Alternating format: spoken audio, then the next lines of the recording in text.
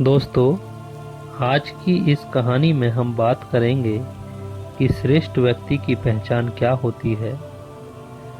दोस्तों, कहानी कुछ इस तरह से है कि वाराणसी का एक राजा जिसका नाम ब्रह्मदत्त था, वह अपने सद्गुणों के कारण बहुत ही लोकप्रिय था।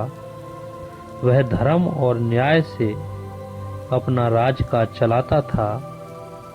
उसके मंत्री भी राजा की तरह ही प्रजा का ध्यान रखते थे। राजा भी सुखपूर्वक अपनी प्रजा को रखता था। दोस्तों, राज्य में धर्म अनुसार आचरण के कारण राजा के पास कोई भी मुकदमे नहीं आते थे।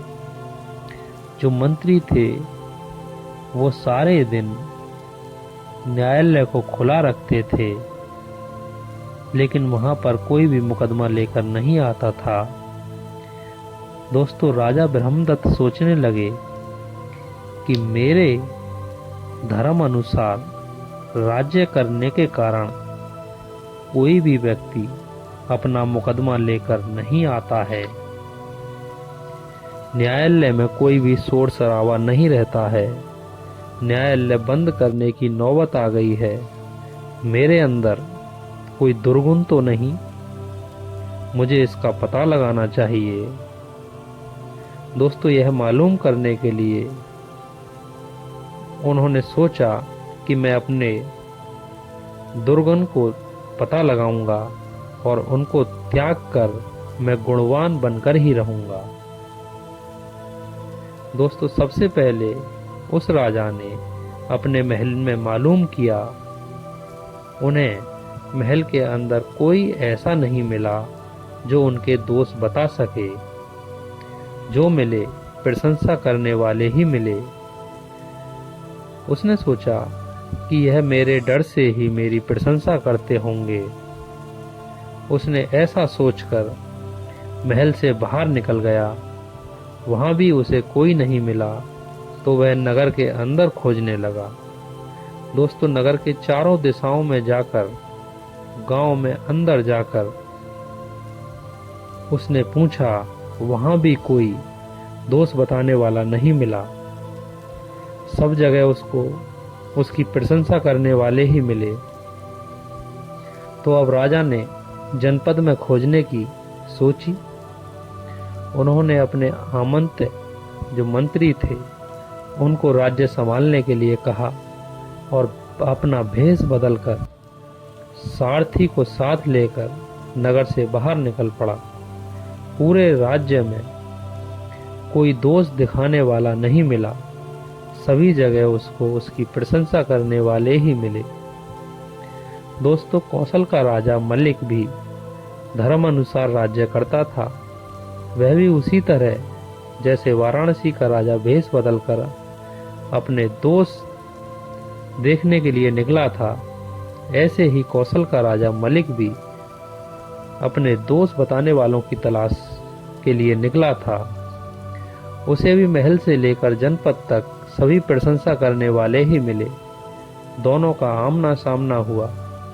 रास्ता बहुत संकरा था। रथों को गुजरने की जगह नहीं थी। मलिक राजा का जो सारथी था उसने वाराणसी के सारथी से कहा कि अपने रथ को पीछे हटा लो। वाराणसी के राजा के साथ जो सारथी था उसने कहा कि तू ही अपने रथ को पीछे लौटा ले। मेरे साथ में वाराणसी के राजा ब्रह्मदत्त सवार हैं। दूसरे रथ के सारथी ने कहा कि तू अपने रथ को पीछे लौटा ले। मेरे रथ में कौशल राज्य के स्वामी महाराज मलिक बैठे हुए हैं। हमारे राजा को निकलने के लिए जगह दे। दोस्तों, अब वाराणसी के राजा का जो सारथी था वो सोचने लगा कि यह भी राजा है, अब क्या करना चाहिए।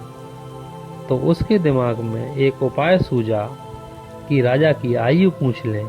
जो छोटा होगा उसका रथ लौटवा कर जो बड़ा होगा उसके रथ के लिए जगह करवाऊंगा।